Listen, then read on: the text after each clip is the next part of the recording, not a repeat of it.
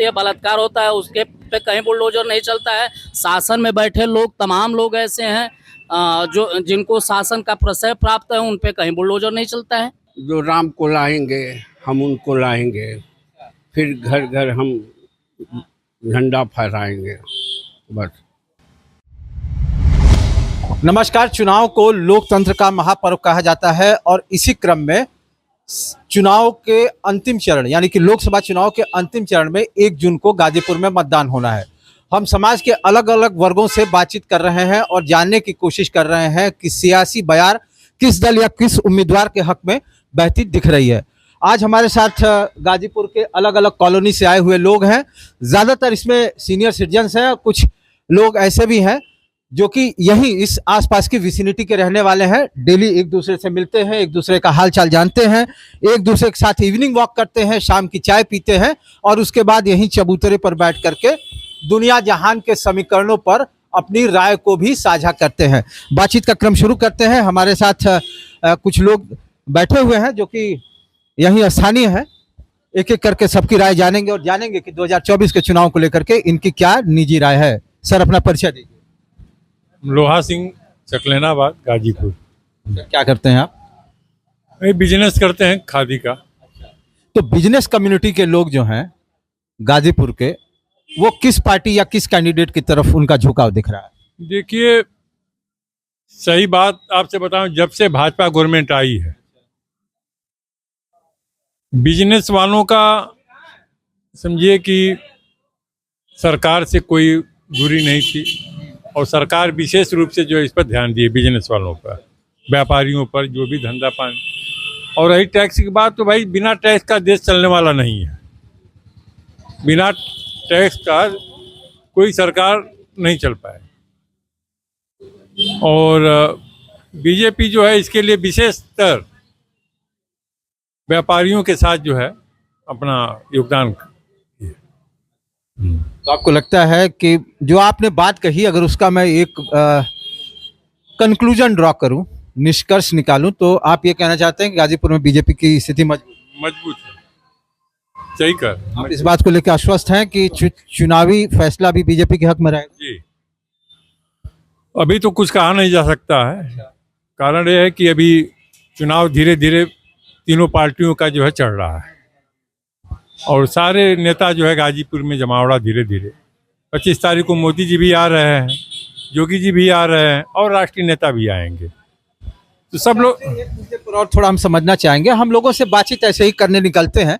लोग कह रहे हैं कि चुनाव चढ़ नहीं रहा है। थोड़ा स्थानीय जो समीकरणों में बताएंगे कि चुनाव चढ़ना और नहीं चढ़ना क्या है? चुनाव बीच में चढ़ रहा था। चुनाव जो है बीच में चढ़ रहा था, पकड़ रहा था, लेकिन 4-5 दिन से 3 दिन से चुनाव जो है, जिसे पानी स्थिर हो जाता है उसी तरह स्थिर है। क्या वजह है? वजह सपा के प्रत्याशी की तरफ लोग देख रहे हैं कि न्यायपालिका क्या कर रही है। भाजपा प्रचार में आगे है, इसमें कोई दो राय नहीं है। सपा भी लगी हुई है, हर जगह प्रचार कर रही है, बसपा भी अपना प्रचार कर रही है। लेकिन बीच में जो प्रचार का दौर जो चल रहा था वो 2-3 दिन से स्थिर है। चलिए, गौर सज्जन है हमारे साथ, कुछ खा रहे थे, इसीलिए मैंने सोचा कि इनको मैं बाद में शामिल करता हूं, तब तक ये अपना खाना भी खत्म कर देंगे। क्या खा रहे थे साहब? गुटखा खा रहे हैं। गुटखा खत्म हो गया, कुछ तनी बतिया लिया जाए। क्या नाम पड़ी आप? बलराम चौधरी। सभासद हैं। सब आपको तो सर ने बता दिया कि आप खुद ही सियासतदान हैं। थोड़ा बताइए, गाजीपुर की हवा बयार क्या चल रही है? वही चल रही है। क्या चल रही है? वही जो राम को लाएंगे हम उनको लाएंगे, फिर घर घर हम झंडा फहराएंगे, बस। जी, इन्होंने अपने तरीके से जो है कि अपनी बात कह दी। और उधर हम चले, इसके पहले एक और सज्जन हैं, इनको शामिल कर लेते हैं, फिर आगे बढ़ते हैं। क्या परिचय है साहब? संतोष यादव नाम होगा भैया मेरा। गाजीपुर स्थानीय है। क्या करते हैं साहब? मैं तो यही कृषि उर्षि का काम करता हूँ। कृषि करते हैं, कृषक हैं। क्या लग रहा है गाजीपुर में, हम 2024 के चुनाव का मिजाज जानने के लिए निकले हैं, आप क्या कहेंगे, किस पार्टी की स्थिति में? देखिए, गाजीपुर ही नहीं, पूरे उत्तर प्रदेश की, पूरे हिंदुस्तान की अगर बात की जाए तो ये चुनाव कहीं न कहीं बेरोजगारी के मुद्दे पे, महंगाई के मुद्दे पे और भ्रष्टाचार के मुद्दे पे चुनाव होने जा रहा है। जिस तरह से भारतीय जनता पार्टी ने किसानों को ठगने का काम किया है, नौजवानों को ठगने का काम किया है, निश्चित रूप से यह परिवर्तन होने जा रहा है। और यहाँ रोकना चाहूंगा, बातचीत को आगे भी ले चलेंगे। सरकार तो दावा कर रही है कि हमने ऐसी योजना बनाई है कि किसानों की आमदनी दोगुनी हो जाएगी। नहीं, एक चीज़ मुझे बता दीजिए कि यूरिया 50 केजी का कट्टा आता था, उसका दाम आपने बढ़ा के कहाँ से कहाँ कर दिया।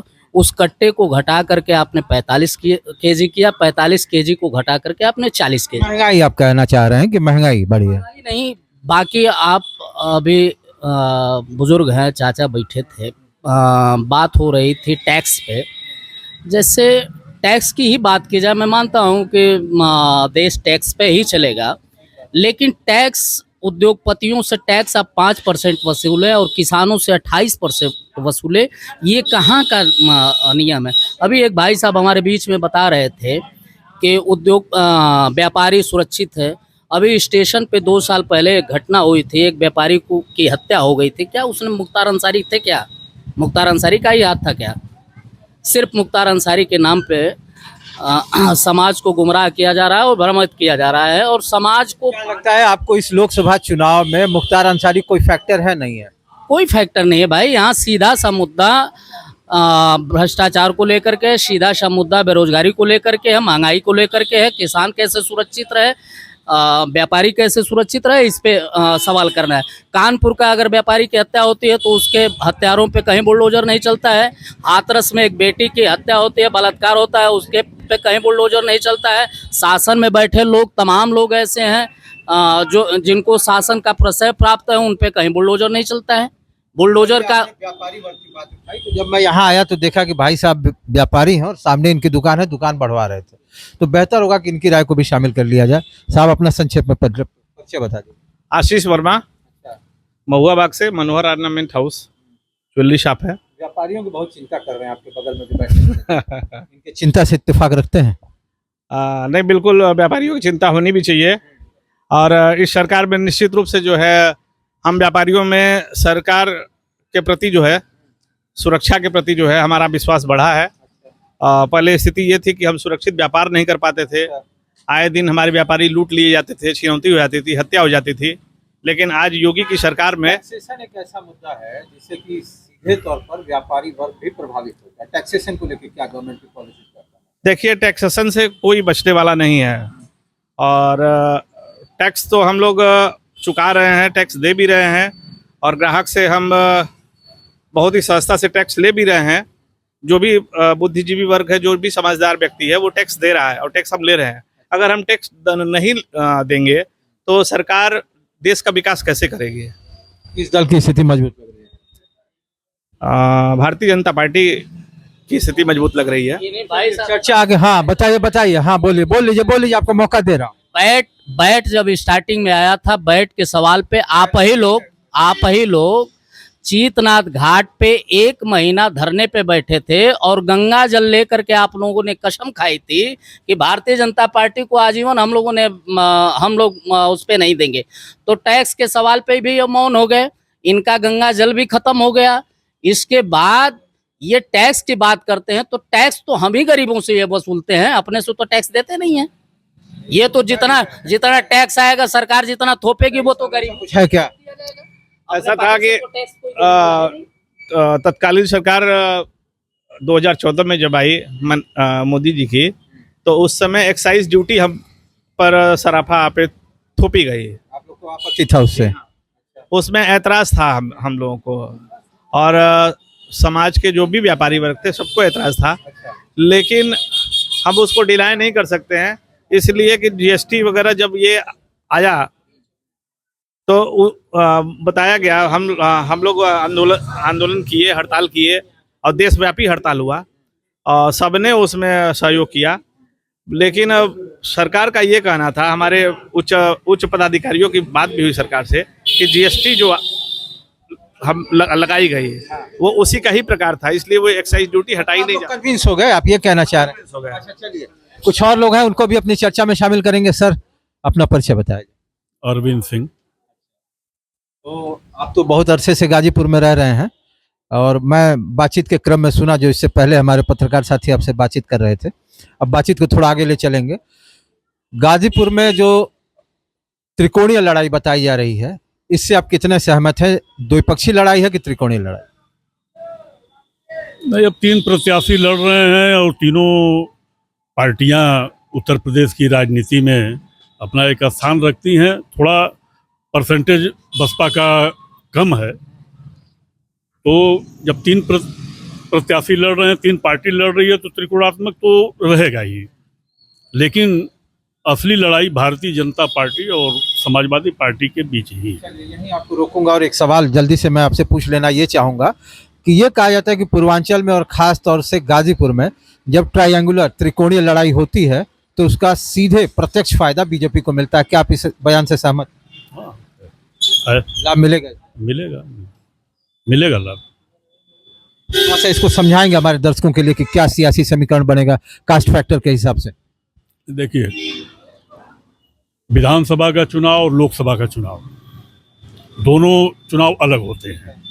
लोकसभा के चुनाव में चूंकि राष्ट्रहित का फैक्टर आ जाता है और उसमें इस समय हिंदुस्तान की राजनीति में चूंकि अब पब्लिक पहले जैसी पब्लिक नहीं है। पब्लिक सोशल मीडिया पे डेली पल पल में कहाँ क्या हो रहा है, कौन अब अपडेट रहती है। तो अब पब्लिक ये भी तो देख रही है कि अगर हम विपक्ष में अगर किसी को वोट दें तो फिर क्यों दें, है कौन, हमारा नेता कौन है। जैसे विपक्ष कुछ तो गारंटी ले, मोदी जी तो गारंटी ले रहे हैं कि हम ये करेंगे, ऑल्टरनेटिव नहीं मिल रहा। आप ये कोई ये इंडिया अलायंस बनाए। इंडिया अलायंस की स्थिति जो है इस समय, मैं समझता हूँ कि वो उस पर बहुत विस्तार में जाने की जरूरत नहीं है। सब लोग अपना अपना कुनबा बचा रहे हैं।